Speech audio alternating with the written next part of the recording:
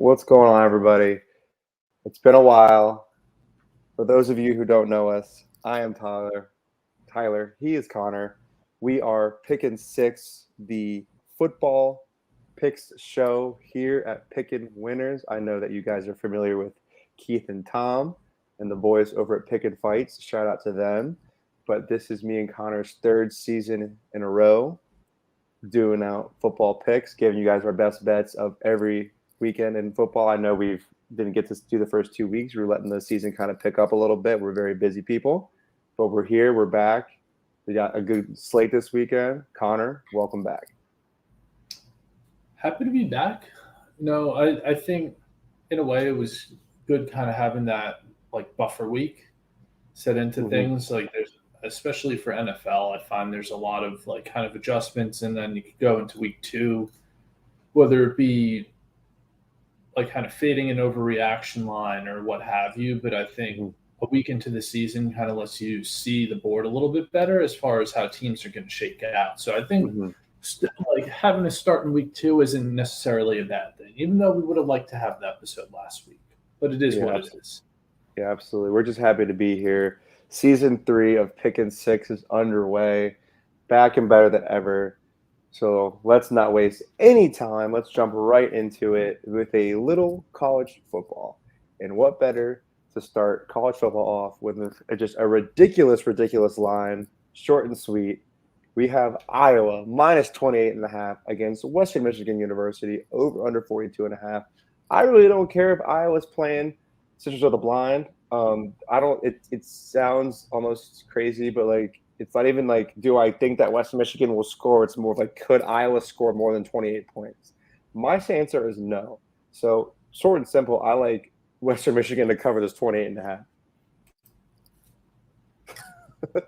I'm inclined to lean with you, although so far this season, Western Michigan's allowed 48 points per game.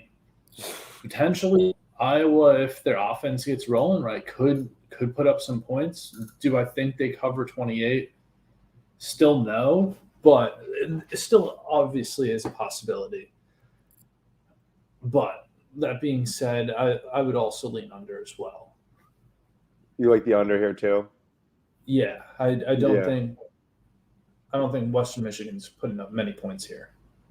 Yeah, I don't doubt that. I just think like it's a show me thing for Iowa. I'm pretty much calling them out. Like, put up more than 28 points against a bad team, a team that allows as many points as you just said. That's short and sweet. Kick it off with that. Moving right along to an actual good game that people want to talk about. UNC minus 6.5 against the Minnesota Golden Gophers, over under 50.5. We all saw UNC take on South Carolina in the beginning week 1 game. Took it to them. Minnesota beat Nebraska early. What are your thoughts here? I don't want to say like there's hype around Minnesota, but like one or two wins against Nebraska and Eastern Michigan. Nebraska, obviously Power 5 school, but kind of the same thing I've said when Colorado blew the doors off of them. Like, okay, like it's Nebraska. They're a bottom, like they're not a top tier team, not a top 25 team generally speaking. So, okay, you get a 2-0 Minnesota team, but like they're rolling into this game against North Carolina, who is looking pretty fucking solid, potential number 2 overall draft pick as their starting quarterback, some may say. But Minnesota's got 9 players listed as questionable, 7 of those on the defensive side of the ball. So the team's a little bit banged up going into this matchup, potentially overpowered here by UNC just from overall talent, especially the high-end talent. I'll take Tar Heels to cover in this one. Yeah, I'm right there with you. I like inside a touchdown. Give me the Tar Heels. Like you even sold me more when you said half of Minnesota's starting defense won't even be attending this game, and then that would also yield me to the over. However, we have a Big Ten offense here, so that's not going to be a solid pick for me. But I definitely like the UNC minus 6.5. Other college football game, probably the marquee matchup of the weekend, if you ask me. We have the Tennessee Volunteers minus 6.5 against Florida. The Gators have had tough sledding this year. The over/under is 56.5. You can get the Volunteers at 5.5 in some places too. So everybody keep an eye out. Just try to shop them around. But overall, what do you think? I don't know. This one's weird. Like Tennessee lost, obviously Hendon Hooker, but lost all the weapons that made last season so exciting till the injury. Joe Milton's got a cannon of an arm, and I think he's certainly an exciting quarterback, older guy, former Michigan product. But yeah, I think we'll. I'll be rocking with the over. I don't have a particular side in this game. I think we can have a high octane shootout in this one. I like that. That's exactly what I was thinking. We're down in the swamp. Tennessee has the ability to put up points, and Florida doesn't really have the ability to stop people at this very moment. So I think that Florida also has the ability to add points to that as well. So I'm going to join you there. We don't just agree with each other. For those who don't know us, we don't just agree with each other every time. I do promise you. But listen, when the board's speaking to us, and we got to go with what we got. You know what I mean? So I definitely am going to take that over with you as well. If I had to lean aside, I honestly, if we were a shootout, I would lean Florida. But Tennessee could run away with it. But bottom line, I like that over/under. I like the over on the 56.5. College slate wasn't too crazy this weekend, so let's just power through right into the NFL.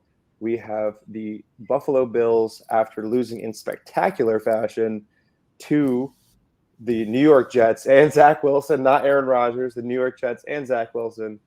This is going to be in Buffalo. Raiders are traveling out east. Over/under is 47. Connor, your thoughts? Raiders are traveling. Bills are coming off pathetic loss. I think most would say.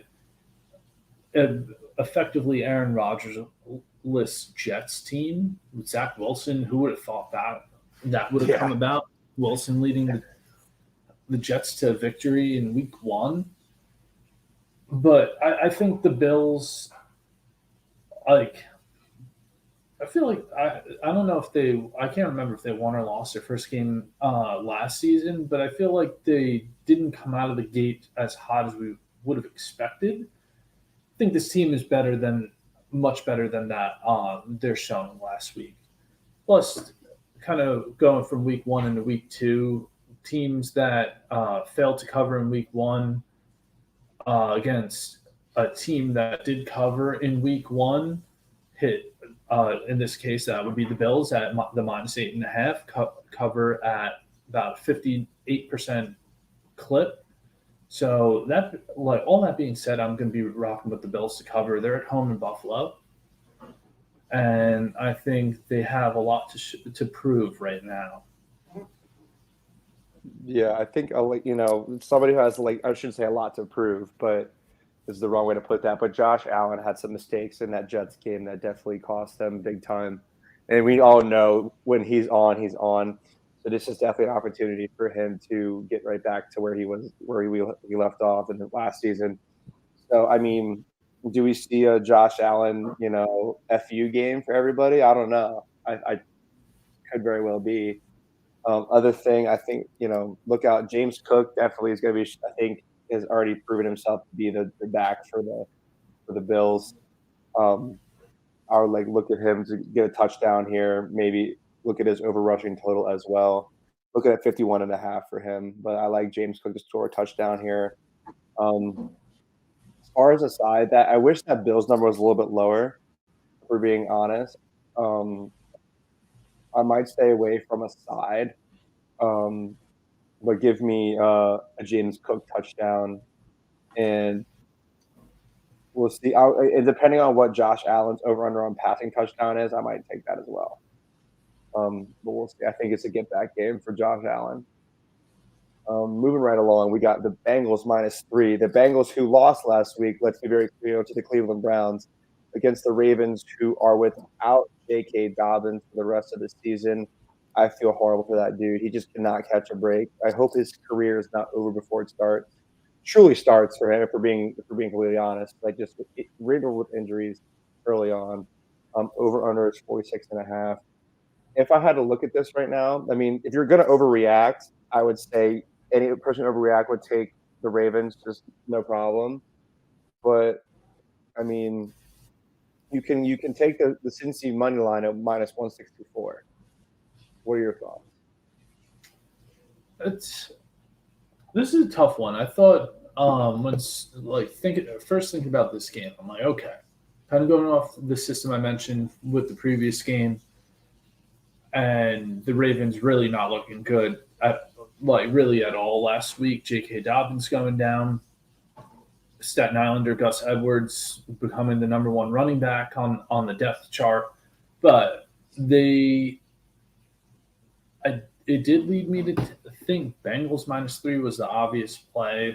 Like Joe Burrow had 4 interceptions in the first game last season, but he still is coming off the weird, was it like calf leg injury? Like the non-contact injury in practice. Yeah, so I mean, it kind of worries me what's going to happen here. I think I don't. It's hard to pick a side. I know I'm fairly confident. I think Joe Mixon will have a rushing touchdown in this one, or rushing or anytime touchdown would probably be the safer bet. But I think I'm going to go with the over in this The one. over. It feels Okay. weird. It doesn't make much sense. No logic behind it. But I just kind of feel like Joe Burrow might come out, surprise everybody after only putting up, 3 points last week against the Browns. I don't think the Ravens defense is too good. And I think Lamar still, he's still electric enough, didn't really get to show off and be the flashy Lamar Jackson that we know. So I think this one could be pretty exciting. Not sure side, but I think we'll have a good amount of points in this one. Yeah, that sounds pretty good to me. I want to look up something because I want to make sure that I'm not mistaken here. Because I feel like we talked about this last year. Maybe not. I might have been before. Anyway, never mind. I agree with you. This, once again, a clearly very talented quarterback. I just got paid a ridiculous amount of money to do his job. I think that he could very well just get right back to where he needs to be. Big thing on the Ravens side, Zay Flowers over receiving yards. He's like 39.5. Like he's gonna be the guy in Baltimore, if not one of the guys in Baltimore. The rookie, they're gonna feed him. I think his over 39.5 yards is a great look receiving. But yeah, I'll lean Bengals on the money line. If I get a good price, I might shop it around and take Bengals on the money line if I can get a good price. I think that they have the weapons, they have the guys they need. I think they can take care of business, especially with Ravens missing J.K. Dobbins. And here, this is possibly the trap line of the century. But if you think you have some thoughts here. Cowboys -8.5 versus the Jets. You are a Giants fan. You had to unfortunately sit through Sunday prime time, watching your team have happened. What happened? What are your thoughts here? I mean, I can't really say I sat through it. I turned off the TV midway through the second quarter, and it was difficult to keep it on that long. But okay, it could be a trap line, but I think the Giants can really only run the ball, and that opens up the field for their offense. The Jets are kind of going to be the same way without Aaron Rodgers. Zach Wilson, what has he proven as a pocket quarterback thus far in his career? You might have. Sorry, go ahead. No, you seem like you had an interjection there. I think it's not really more of what can Zach Wilson do. It's more of what Garrett Wilson can do for Zach Wilson is more my point. Fair. That's also, that's like, all I wanted to say. in the vicinity of the wide receiver, Yeah, catch the ball. that's a good But point. Got to get it near him. Stephon Gilmore or Diggs also as the DBs. True. I also don't, and the Giants don't have a fearsome defensive line like the Cowboys do. Like you saw True. how quick Daniel Jones had to get rid of the ball. Like I don't Yeah. like that's a quarterback with a couple years on Zach Wilson, and at least in a bit more poised, played in some meaningful games, won a playoff game at this point, and you're expecting him to be able to make the correct reads under like intense pressure. Mhm. I don't think so. This game's in Dallas or Arlington, wherever they play. I Yeah, believe. I can check that for you. Um, Yeah, bad this is radio. it's Bad in that. radio. It's in Dallas. Okay. Dallas is, as we've said prior seasons, not saying it's going to continue, but they're a cover machine at home. I don't see the Jets being able to put up many points, but hey, I could be dead wrong. But I'll die on a hill here. Not take, I can't confidently bet on the Jets. Yeah. So you're gonna roll with the boys. Boys to cover. Boys to cover. I'm gonna sit and hope maybe enough people take the Jets, or if I can get a price to maybe get that to like 8, maybe 7.5. I know that's a lot to ask, but hey, I like the boys for sure, like straight up, no doubt, not a question in my mind. But it's just a matter. That's a big number, and the NFL is always tough. Like a line that's over 7 is always scary to me. But I could absolutely see it. Like the like you said, the Cowboys defense is unreal.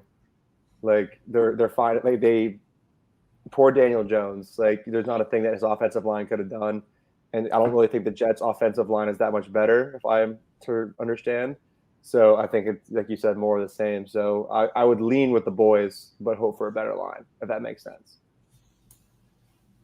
It could be a little teaser bait as well. You know, I Teaser like touchdown threshold. we love Teaser Town, baby. And let's cap it off with a in-division rivalry, right? In-division rivalry. Billy Belichick hates the Dolphins, banning his existence. This is going to be in Foxborough on Sunday Night Football. The Dolphins are -3 against the Patriots, over under 46.5. And based off what I saw with the Patriots against the Eagles, I mean, the Patriots were airing it out a decent amount. I think it had more to do with, this may be bad, but it's more of like the Eagles kind of letting the Patriots back in to that game. Like it's hard to say, but with the Dolphins have a good looking defense, and you saw what Tyreek Hill just did last week. There's no reason.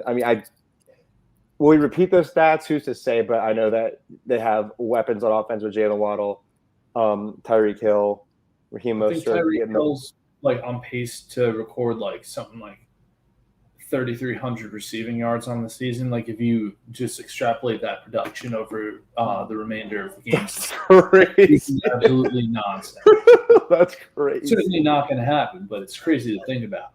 Yeah, like I mean, he's like, but it's crazy because he's a volume receiver, but he also is like the deep ball guy. He just like gets yards. You know what I mean? It's like some guys are like a volume guy, like a receptions guy, like a 5 and out kind of guy.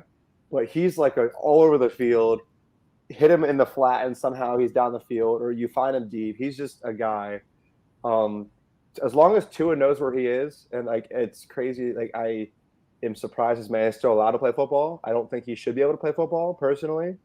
From and this is not like me being a jerk or anything. This is more like out of pure concern for this man's brain and the rest of his life. But I mean, hey, to each their own. But I like the Dolphins and the points here for sure. Yeah, I like the Dolphins also. They have a good defense, I think, more so on paper. Mm-hmm. Like I just think they generally, even though like they've gotten like the roster's gotten better and better defensively over the last couple of years, they still managed to give up a lot of points. Mm-hmm. Now, this also is divisional matchup, primetime matchup. Might lean you to think under. I do one thing I do like. I do like the over 3.5 receptions for Ramondre Stevenson. Okay. He got, I believe it was 6 catches last week. I saw him with the ball a lot last week. That's all I know. Yeah. So I think that's going to be big. Whether Mac Jones is like getting a little bit of pressure to him and he has to release the ball a little bit, could be a possibility. I do like the Dolphins. I would lean money line on the. Real play is going to be the under in this. It's a divisional matchup. It's going to be dirty, gritty. Yeah, it's gonna be a chess match for sure. I respect that play, but yeah, I'm gonna take the Dolphins for sure. And that is all we have for you in this, opening kickoff episode of Pickin Six for the season. But let's just run right back through it. We have an Iowa minus 28.5. I believe I took West Michigan to cover this. I don't know if you officially jumped on a side, or did you? Are you riding with the Western Michigan plus the points? All ride. A word. Okay, squad ride on the plus 28.5. We both are on UNC minus 6.5 against the Golden Gophers of Minnesota. I believe we are both on the over 56.5 here with Tennessee and Florida down in the swamp.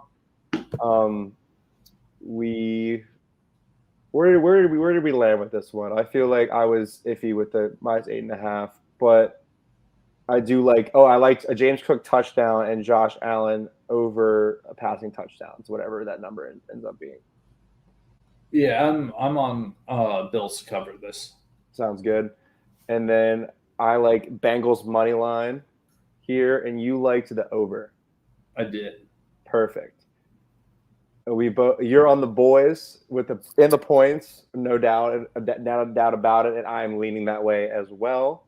And then I am loving the Dolphins against the Patriots on Sunday Night Football, and you are on the under. I'm glad we're back. It's good to be back without a doubt. I hope that everybody has enjoyed it so far. We're trying to make it short and sweet. I hope that everybody likes, comments, and subscribes. Tell us what you think. Tell us we're stupid. Tell us you love us. However you feel, it's fine with us. Give us a follow on Twitter, X. I'm calling it Twitter, and Instagram @_PickinWinners. It's Twitter. It's never going to be X. Give it a break, Elon Musk. Don't cancel us, please. And yeah, Connor, any closing thoughts for the people? Tyler, do you have a quarterback anytime touchdown bet for us? Oh, for quarterback? Us, for the viewers and the listeners. A quarterback anytime touchdown. Who's going to walk one in this weekend? Who didn't do it last week that should have done? Honestly, we're talking about get back. Just give me Josh Allen. Come on. Give me Josh Allen. I bet him on one last week, did not live up to it. It's more shot in the dark, and I want to pull up the odds very quickly. Yeah. But on the comeback, Baker Mayfield anytime touchdown plus 650. That honestly, I forgot that he's just, to be honest, no disrespect to Baker Mayfield. I forgot that he is the starter he just won them a game for the Bucs. Like, he did pretty well. And yeah, when he played for the Browns, he was always on my radar for an anytime touchdown. So, dude, I might have to join you with that. Not gonna lie, I like that.